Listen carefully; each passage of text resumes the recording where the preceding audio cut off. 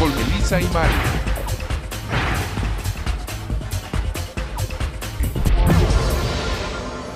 Buenas tardes, son las 6 de la tarde en punto. Sean bienvenidos a Inquietudes, una emisión más en este día tan especial, en este día en que nuestra radiodifusora Radio 620 cumple 66 años y una tarde muy lluviosa. Por eso nuestra amiga Melissa, que tenía toda la intención de venir el día de hoy, pues tenía que llevar a su pequeña niña recién nacida, y con este clima pues les pide nuevamente una disculpa, pero seguramente ya muy próximamente, seguramente el próximo miércoles ya nos acompañará.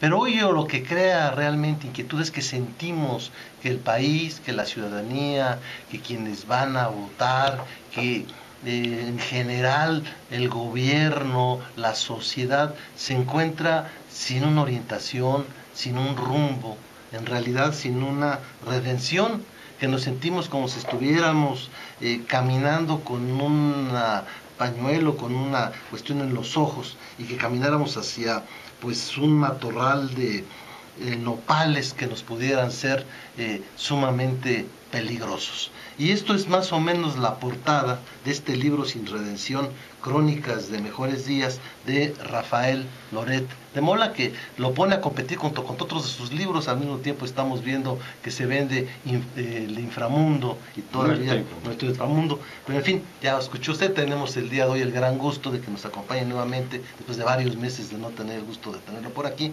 nuestro amigo Rafael Loret de Mola. Pues muchas gracias, Rafael, por acompañarnos. Contrario, Mario, ya sabes que cuentas conmigo en este espacio y en cualquier otro, mientras no tenga espacios. Perfecto, no, y sobre todo porque es muy importante ahorita tu opinión. Nos encontramos pues ya el próximo miércoles, será el último día. Es increíble cómo se pasa el tiempo. Claro, y ya de este domingo al otro, finalmente los mexicanos vamos a elegir entre, pues la verdad, ahorita antes de entrar al aire le contábamos a algunos amigos y uno decía, hijo, yo lo que yo no quiero es votar porque me da miedo de que por el que vote sea el presidente y lo resulte muy malo. Y otros, pues un joven que nos decía, es que todavía a esas alturas no sé por quién voy a votar. Y la verdad es de que lo que antes era un motivo de alegría, de esperanza, de gusto, ahora se ve como una carga el poder votar, porque por un lado pareciese que las opciones son o un continuismo con toda la violencia, con toda la ineptitud, con toda la ineficacia del Estado fallido que actualmente gobierna en la administración panista, y que pues sería la continuación si ganara Josefina Vázquez Mota, el terrible situación que implicaría el que hubiese una situación de gran inestabilidad, un populismo, una situación de zozobra en la que se perdieran capitales, se perdieran muchas cosas, sobre todo una falta de respeto a las instituciones que significaría el que llegara Andrés Manuel López Obrador, el temor de muchos de que si gana Enrique Peña Nieto sea el regreso de ese PRI autoritario, ese PRI en el que el poder se concentrara en una sola persona que decidía en forma total y donde pues prevalecía la corrupción. O sea que el escenario pues pareciese pues que es sin redención. Tú en estos momentos, ¿cómo ves el panorama general del país, la situación de los candidatos, cuando ya nos encontramos pues, prácticamente a semana y media de la resolver? No sé, Mario, si tú recordarás que antes de mi largo viaje fuera de México, fuera de la Ciudad de México, te comenté que en esta ocasión, que en 2012, se iba a dar un fenómeno que no se había dado en el 2006, que en el 2006 habían gobernado el proceso electoral, las encuestas, pero que en el 2012 lo que gobernaría el proceso electoral serían las redes sociales. Esto es muy importante, porque estamos efectivamente a una semana de que concluyan las campañas electorales, pero resulta que concluirán los mítines, también concluirán las encuestas, pero jueves, viernes, sábado y domingo las redes sociales van a estar a todo vapor.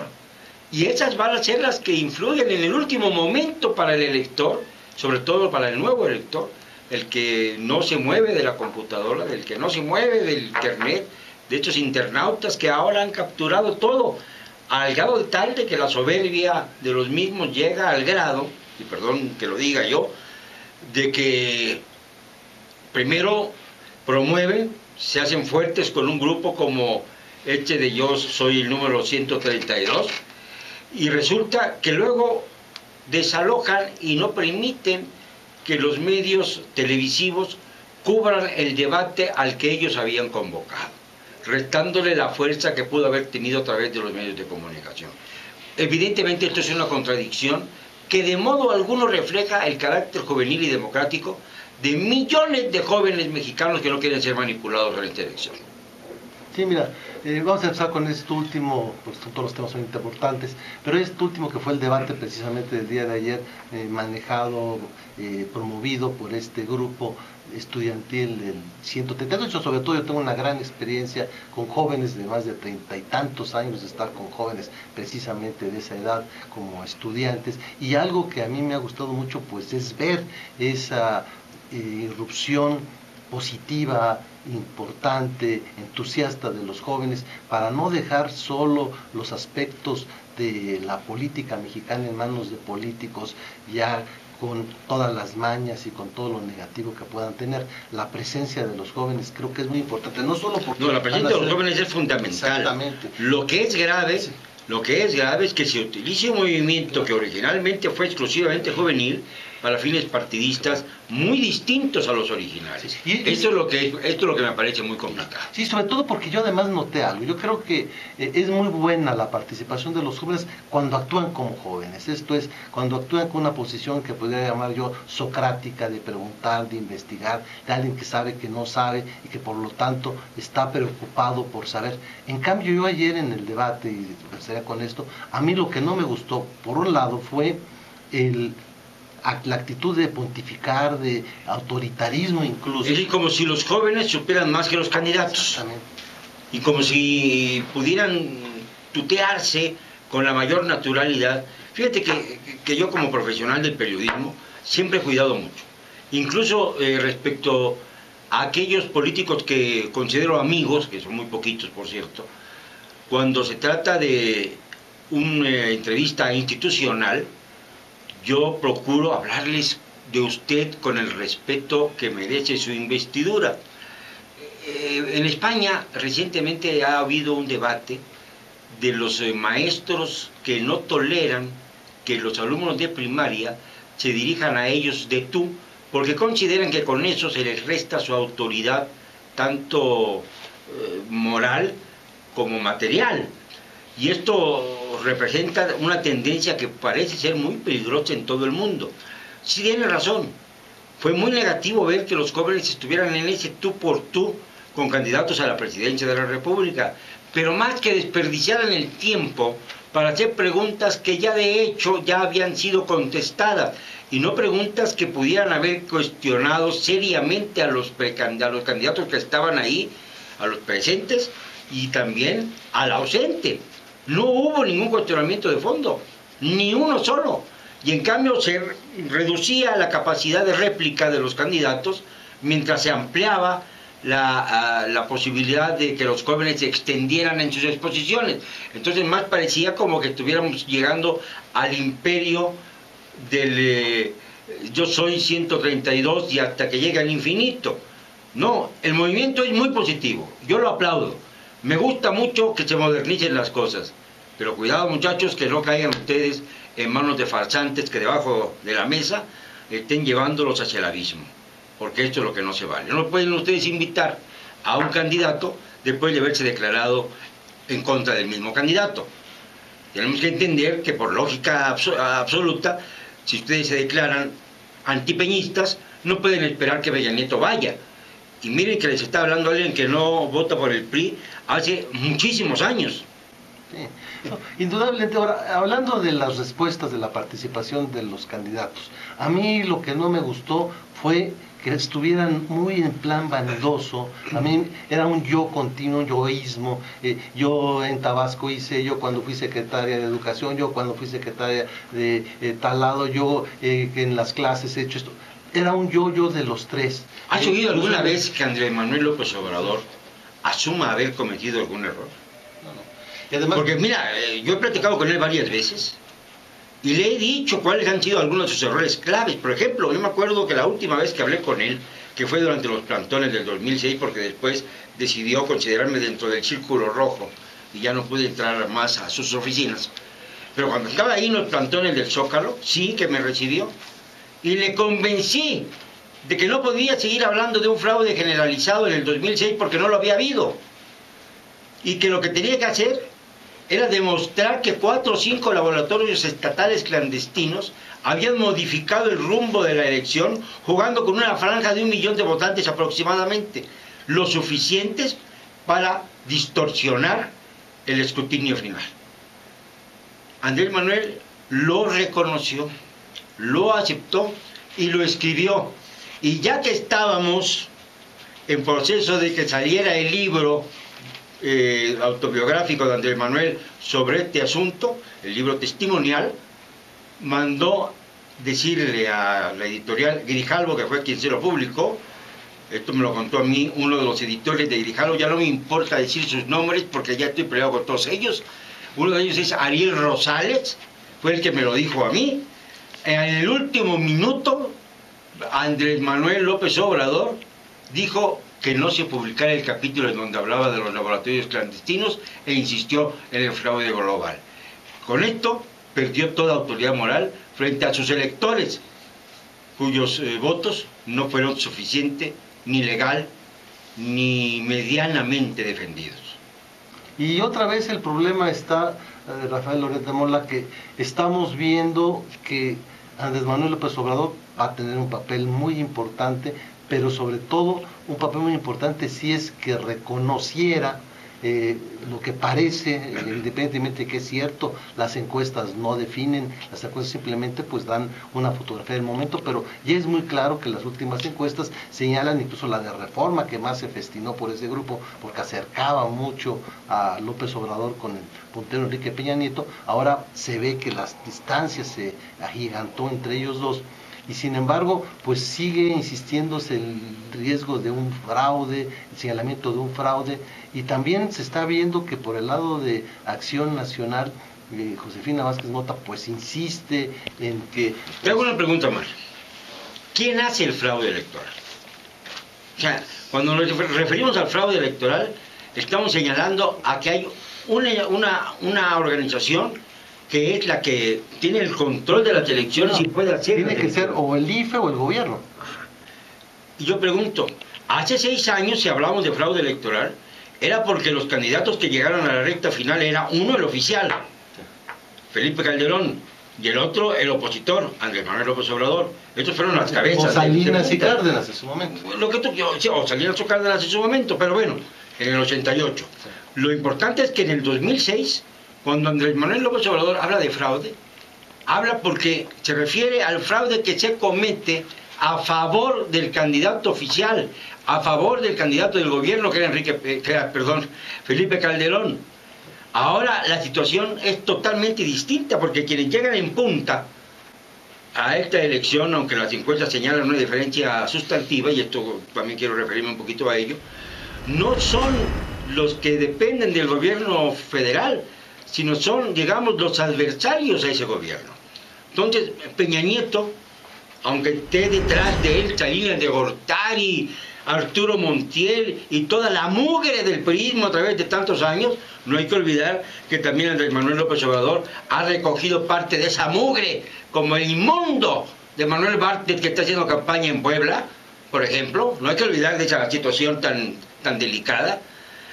Todo esto tiene que ver... Bejarano. Y Bejarano que es el que impone a este señor Mancera. Aquí, yo no entiendo a veces a los habitantes del Distrito Federal que se quejan todo el año y cuando llegan a las horas de las encuestas resulta que apoyan al candidato del PRD aunque no lo conozcan. Esto es para Ripley. Seguimos aquí en Inquietudes platicando con el periodista Rafael Loret de Mola, quien pues nos está presentando su nuevo libro Sin Redención, Crónicas de Mejores Días, de Editorial Océano.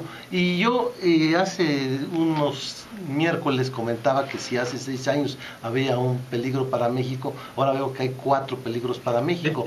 Y lo peor del asunto es de que ese peligro, ese riesgo, pues se da... O son 5.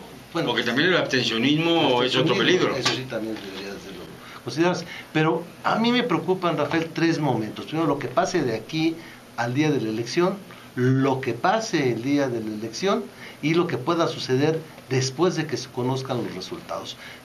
¿Tú cuál es el escenario que ves en estos 3 momentos, en esta, digamos, recta final de las campañas, donde todavía pueden darse algunas situaciones de sorpresa, de riesgos, de situaciones de último momento? Yo creo que hay un gran riesgo en el hecho de que uno de los candidatos, en este caso concreto Andrés Manuel López Obrador, por cierto, y lo digo abiertamente, por quien voté hace 6 años, y por quien no pienso votar ahora, hablaba de algo muy importante, de las encuestas famosas. En estos tiempos las encuestas están rigiendo el proceso electoral, decía él. Claro, iba arriba. En el momento en que empezaron a alcanzarle las encuestas, él las desconoció. Bueno, ¿qué está pasando ahora?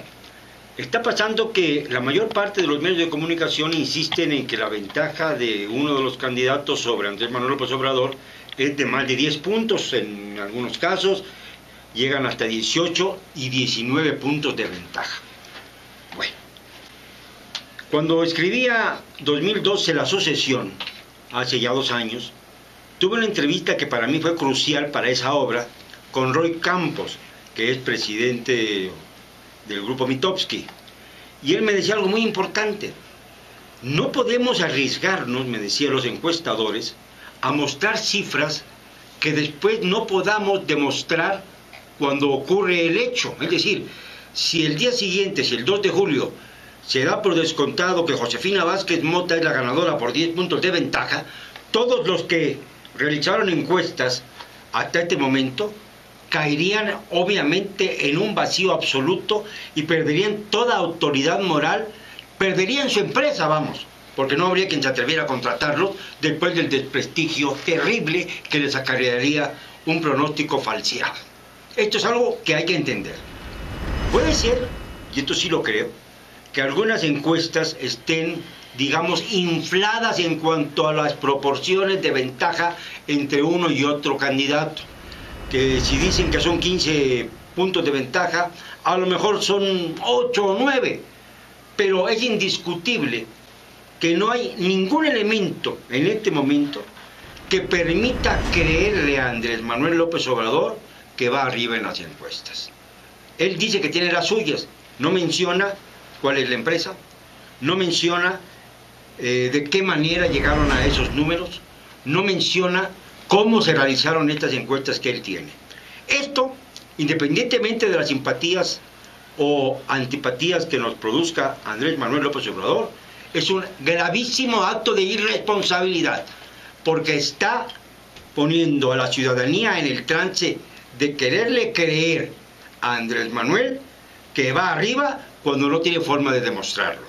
Y si no tiene forma de demostrarlo es porque está en este momento ya creando el escenario convulsivo que no queremos los mexicanos que se cree después del domingo 1 de julio. López Obrador debe ser más específico y definir en dónde está el pretendido fraude electoral que él pretende avisorar.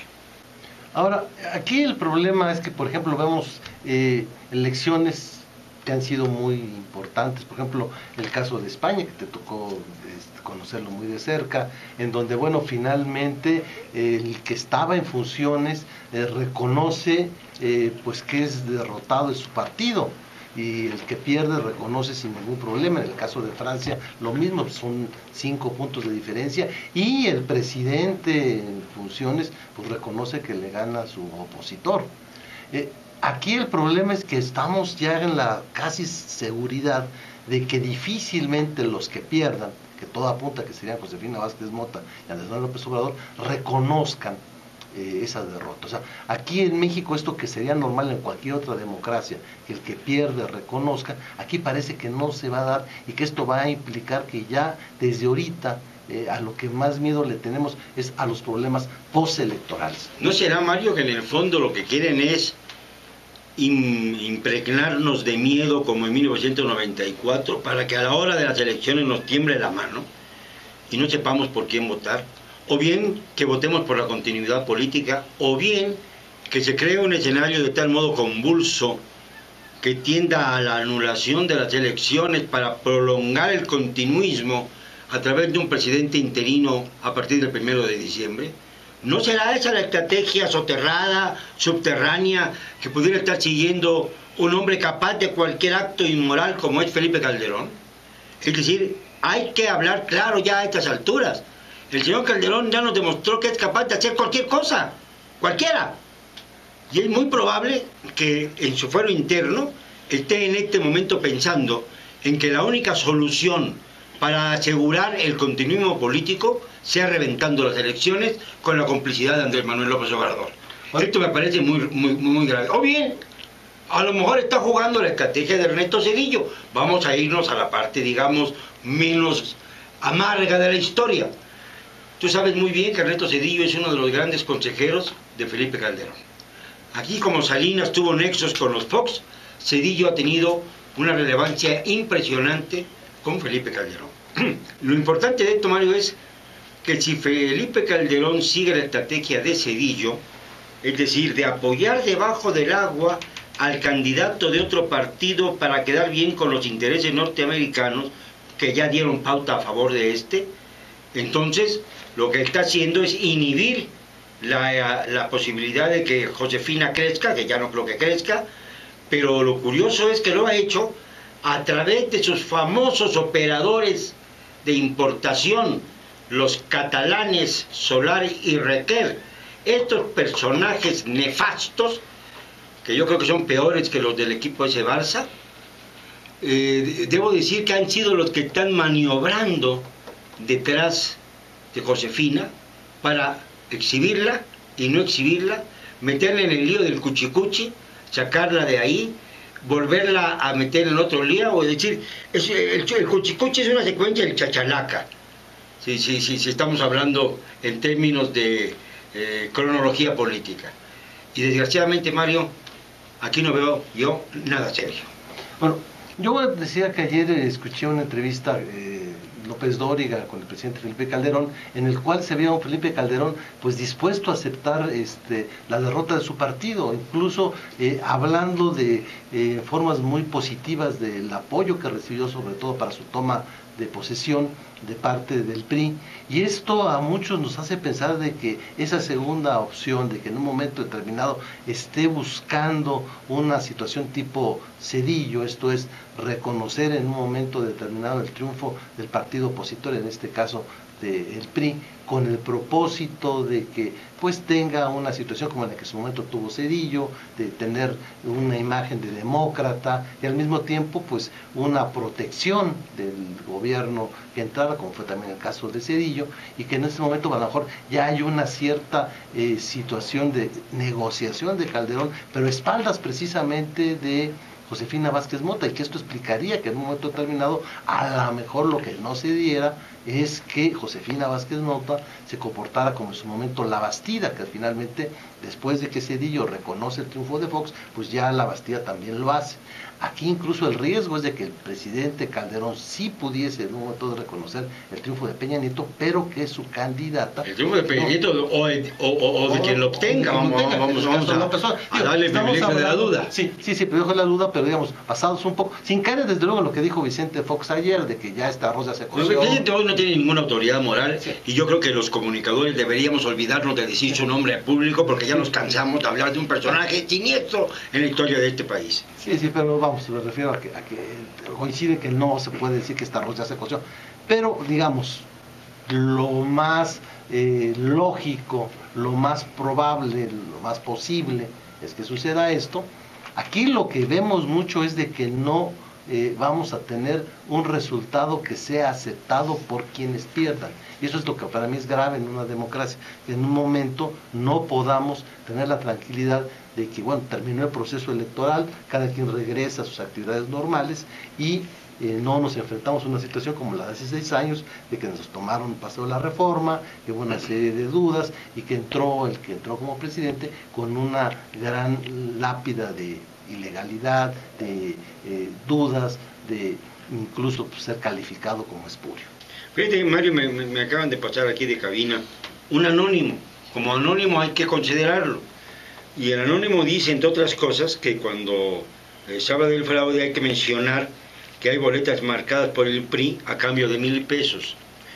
Y que por eso Andrés Manuel López Obrador está pidiendo que no se lleven los celulares porque ya tienen cámara integrada para no tomar, y que se supone que van a tomar la foto de la boleta que ellos atraviesen, y que después de eso van a recibir 1,000 pesos cada uno de los votantes. Pues es un buen negocio, ¿no? Pero ¿quién lo va a pagar? ¿De dónde va a salir? Permítame. Pero además hay una cosa que es totalmente absurda.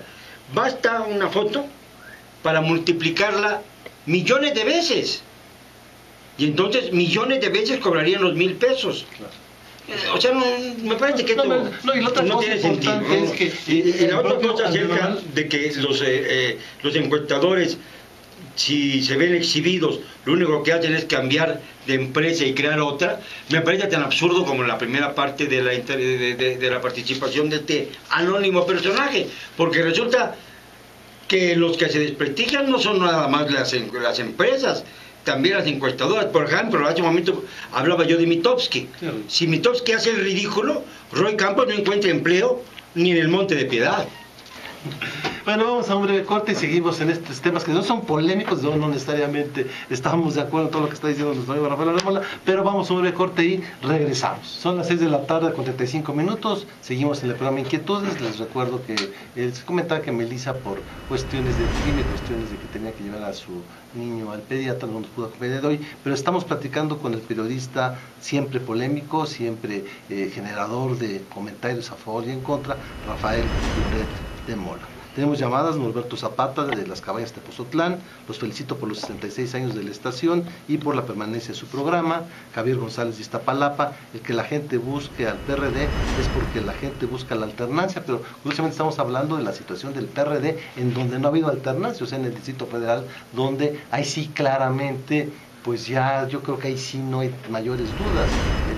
PRD va a tener, incluso pues hay encuestas en las que ya se habla de que una delegación que siempre fue el gran bastión panista como la Benito Juárez, aún en ella el PRD puede ser quien gane. Y ha ganado el PRD desde 1997, es decir, tenemos ya es el único que gana 15 años de gobiernos periodistas en el DF. Sí, desde que cuando se habla del pasado en el DF ya no se puede uno referir más que al PRD. Porque antes no había autoridades electas, entonces desde que hay elecciones en el DF siempre han sido gobiernos. Pero ¿por qué ponen candidatos tan deficientes los candidatos de los partidos opositores, Mario?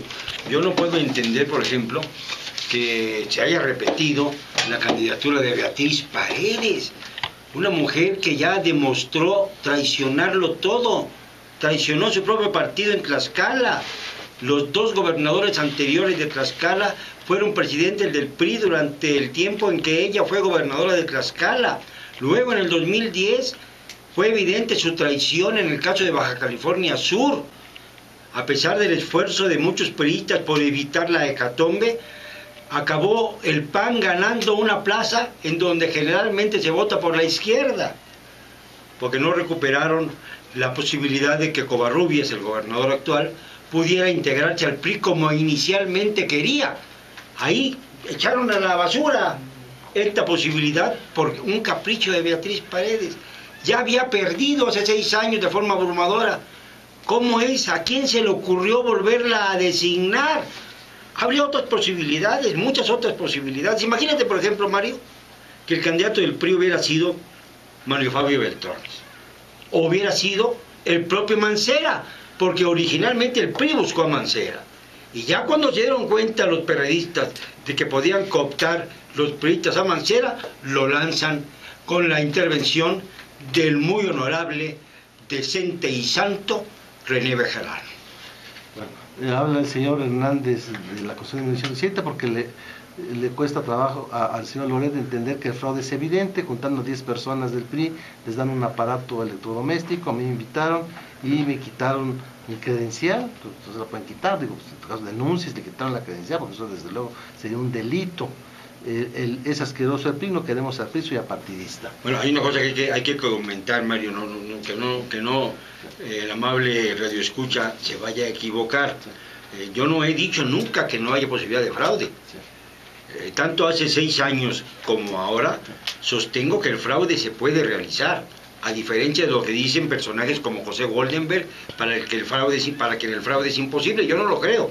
Yo creo que en el 2006 el fraude se hizo antes de llegar a las urnas, cooptando a elementos que en lugares muy bien escogidos, generalmente rurales, pudieron intervenir directamente con las credenciales del elector de sus maridos que estaban haciendo la pizca en los Estados Unidos. Esto lo vi en Guanajuato. Por supuesto que el fraude se puede realizar antes de las votaciones, es decir, inducir a la población manipulándola es un fraude. Otra manera de fraude es obviamente la compra y venta del voto, pero antes de que se emita en casillas. Cuando se cierran los paquetes electorales ya es muy difícil comprobarlo. Yo lo comentaba incluso con el propio López Obrador en 2006. Le decía, Andrés Manuel, si abren los paquetes electorales para cumplir aquello de que lo que tú estás diciendo, de casilla por casilla, voto por voto, no se van a encontrar ahí con el fraude, porque el fraude se cometió antes de que se cerraran los paquetes electorales, cooptando la voluntad de quienes llegaban a las mesas. Sí. No, y además, esto es lo peligroso. Hace 6 años el mismo Andrés Manuel decía que no tuvo la posibilidad de tener a alguien de su confianza en cada una de las casillas. Ahora señaló, y es una de las cosas que ha presumido, que tiene ya al 100% de las casillas cubiertas y que en todas las casillas va a haber un representante de los partidos que están apoyando a Andrés Manuel López Obrador. O sea, que finalmente pues va a haber un representante que va a poder ver que en ese momento no se puede hacer fraude. ¿Por cuántos puntos porcentuales de ventaja va a reconocer el que se ha derrotado su derrota? Es decir, si es medio punto porcentual ya vimos que no lo reconoce. ¿Cuántos puntos porcentuales necesita? ¿10 puntos? ¿12 puntos? ¿De qué estamos hablando? Es decir, ¿cuál es la forma de demostrar que no hubo fraude? Sí. Ojalá que no lo haya. Yo temo mucho que lo haya. Sí. No, aquí... Yo temo mucho que haya un fraude antes de votar. Sí. Ahora repito, el fraude, ¿quién lo hace? El fraude lo hace el gobierno. En este caso, el puntero de la justa, que es Peña Nieto, con toda la porquería que lleva detrás del PRI, de cualquier manera no es parte, no forma parte del gobierno que estaría interesado en hacer ese fraude, a menos de que Calderón siga la estrategia de Cedillo, de apoyar a un candidato de otro partido traicionando al propio. Sí. Tenemos llamadas. Adriana Smith dice: el IFE es quien provoca toda esta desconfianza de los ciudadanos al IFE, porque hasta ahorita no ha actuado para nada después de lo que dijo, que no permitiría mentiras, calumnias ni guerra sucia, y hasta ahorita ha permitido todo, tramposos, porque mienten en sus contenidos, son un pedazo de diversos eventos pasados para mentir a los ciudadanos, etcétera. El gallo, esto de comprar votos es verdad, pero aquí también, bueno, eso no lo hemos sabido y visto a cambio de microdespensas y de ladrillitos y de láminas o de tarjetitas de 500 pesos. Pero en fin, aquí, Rafael, lo que vemos es que hay una situación de desconfianza, que lo que podemos ver es que pueda pasar aquí lo que sucedió en la elección de Michoacán, donde los dos que perdieron dijeron que fue fraude, incluso la hermana del presidente de la República, y desde luego el candidato del PRD, que se quedó en tercer lugar, también dijo que... Y esto provocó pues esa situación en la que no había certeza. O sea, aquí lo que me preocupa, Rafael, es tú finalmente, ¿cómo ves que acabe todo esto? Que ya muchos lo que deseamos es que ya finalmente se acabe. Yo no creo que acabe felizmente el 1 de julio. Creo que vamos a tener un conflicto postelectoral más serio que el de 2006, que las estrategias de Andrés Manuel López Obrador serán distintas en caso de que él pierda la elección, como es posible que ocurra, que Josefina Vázquez Mota, que es la candidata oficial, no va a aceptar la consigna del presidente Calderón, o del primer mandatario Calderón, porque suelo no llamarle presidente a este personaje, que el señor Calderón le diga que también reconozca el triunfo, hipotéticamente hablando, de Enrique Peña Nieto, y ella se niegue a hacerlo, lo cual causaría un conflicto al interior del PAN y un conflicto personal con el presidente en ejercicio. Esto es algo que no podemos desterrar. Si se juntan tanto López Obrador, por las razones que ya conocemos, por su actitud, por su personalidad, por su carácter, y Josefina, cuyo eslogan de última semana es "la mujer no se rinde", dando a entender que los hombres sí nos rendimos con facilidad, pero a los pies de las mujeres, naturalmente. En el caso Josefina dice que no se rinde, está dando como un anuncio de que va a ir a más del 1 de julio, de que no reconoce las encuestas, de que no reconoce las distancias que le están poniendo a las encuestas, y de que al fin y al cabo tampoco confía mucho en las redes sociales, porque nada bien le fue ayer en el debate del 132. Bastante infortunada fue su presencia en el foro de la Comisión del Distrito Federal de Derechos Humanos. El señor Javier Lozada nos habló nuevamente, dice que le saluda hace rato. Aquí hubo un problema, confundimos dos llamadas, sí. Una sí era una anónima y otro sí tenía el nombre de Javier Lozada, entonces en el momento que se juntaron, pues, sí. hay que aclarar que sí. Sí, me di cuenta después, sí, pero es que me la pasaron al mismo tiempo. Sí. Y dice que no, que hay que ser más periodista, que no se odia a AMLO, que no ha dicho nada, bueno, no tanto estamos hablando de odio. ¿AMLO no ha dicho nada? Sí. Perdóneme, señor no ha dicho nada. Que no me ha dicho a mí nada. Sí. Me ha dicho tantas cosas. Que no odies a Andrés Manuel. ¿No lo odio? Yo no lo odio, yo no tengo por qué odiarlo. Me parece un personaje que no es congruente. Un personaje con el que debo decirle al señor Lozada que comía yo con una gran frecuencia, desayunaba, yo le llevaba el desayuno porque no me gustaba el desayuno que él daba en su oficina del Palacio del Ayuntamiento, que simpatizaba yo con él y que caí en desgracia de su simpatía cuando tuve la osadía de irme a Tepetitán, donde él nació, para averiguar su historia negra, es decir, el asesinato de su hermano menor, José Ramón, a manos del propio Andrés Manuel, en una situación imprudencial de jóvenes muy lamentable y que es parte de su historia. Seguimos en inquietudes, estamos platicando con el periodista Rafael Loret de Mola, pero vamos a dar entrada al comentario de cada semana de nuestro amigo Alejandro Encinas Nájera. Alejandro, ¿cómo estás? Muy bien, un gusto saludarte como toda la semana. Pues yo quiero comenzar lanzando una pregunta que va al sentido común.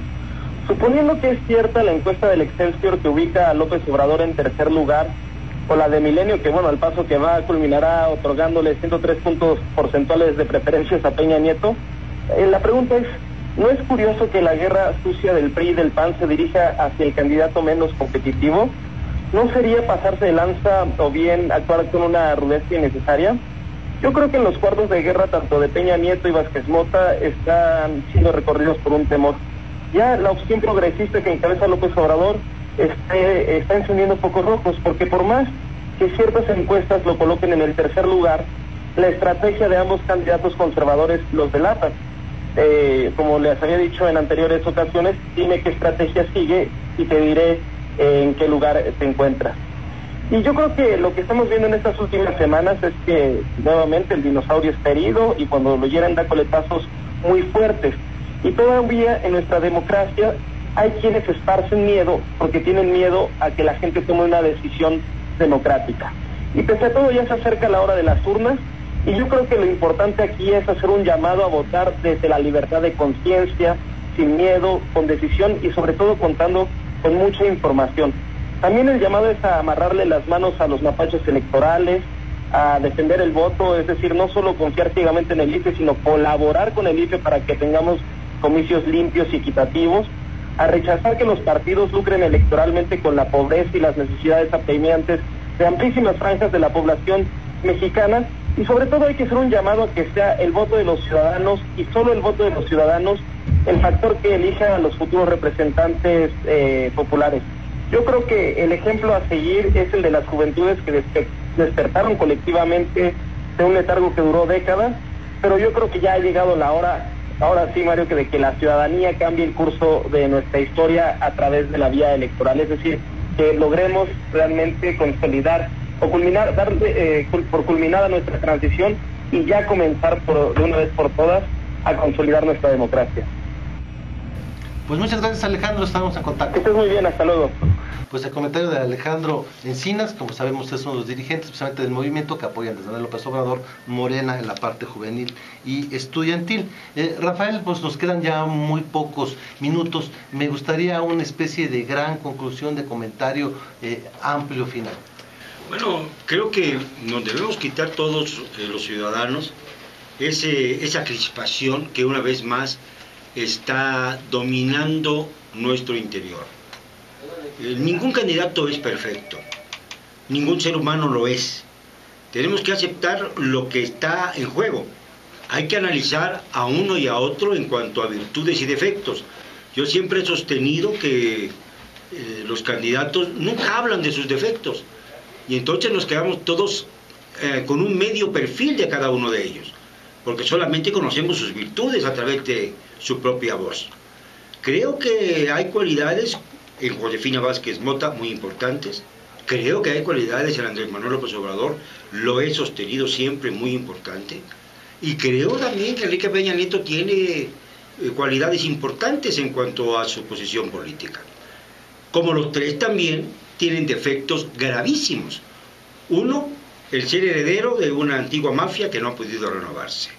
Otro, el no haber podido convencer a los mexicanos de que cambió de su tono belicoso a la referencia de una república amorosa. Y una más, Josefina Vázquez Mota, que comenzó siendo una mujer ponderada, sutil y de un discurso bastante clase mediero, hasta convertirse en una mujer títere de los operadores catalanes que están detrás de ella, y hacerla decir cosas que no son ni de su clase, ni de su dimensión política, ni de su estatura.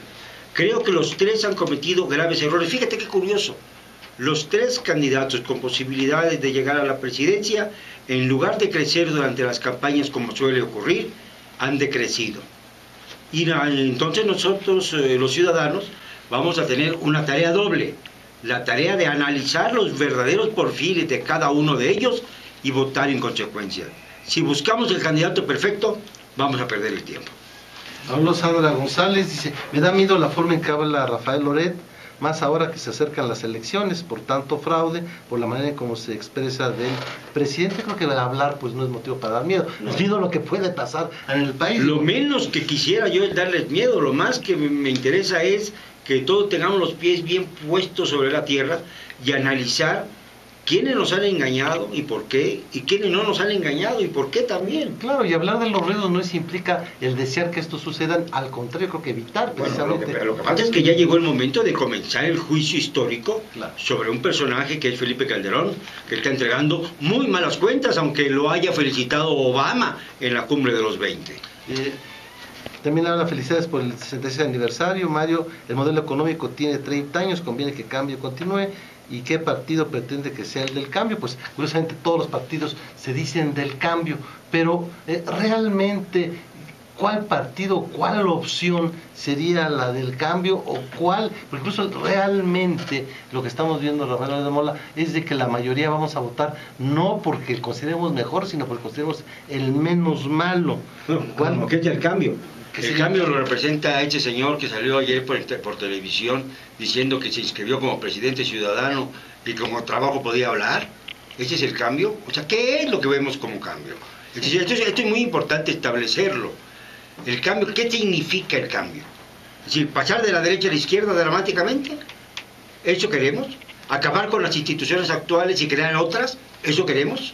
O sea, hay que buscar qué es el cambio en serio, verdadero. El cambio yo creo que es el del sistema, el cambio de moral política, el cambio de estrategias hacia el futuro. El cambio también significa separarnos de las grandes dependencias que tenemos ahora respecto de los Estados Unidos y de España. Y hay que ver quién es el que nos da el cambio de esta violencia insoportable que estamos ahora los mexicanos sufriendo por una situación de mayor tranquilidad en todo el país. Yo ya quiero volver otra vez a disfrutar de las carreteras de mi país, quiero volver a disfrutar de los puertos, de los mares, de tantas cosas maravillosas que tenemos en México, sin el miedo a ser detenido en un retén de rufianes. Yo creo que esto es lo que merecemos los mexicanos. Habló Guadalupe Quevedo, que coincide precisamente con Alejandro Encinas. ¿Para qué tanto bombardeo a AMLO si va perdiendo? Desde luego, precisamente eso es parte del pluralismo de este programa, en el que hay las opiniones de Rafael que no coinciden con las opiniones, por ejemplo, de Alejandro Encinas, y esto pues es parte de lo que tenemos que respetar, que mantener, que es nuestra libertad de expresión, nuestra democracia. Les agradezco a todos los que participaron, a nuestro amigo Pineda en los controles, al Morrison, a Mauricio Murillo y desde luego Rafael Loreto Mola. Muchas gracias por haber estado aquí con nosotros. Muchas gracias, Mario, a ti por esta invitación. Es la primera entrevista que concedemos después de un largo viaje. Gracias. Muchas gracias.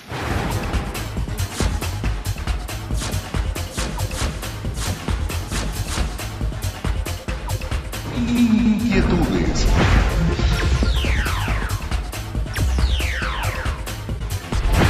Con Melissa y Mario.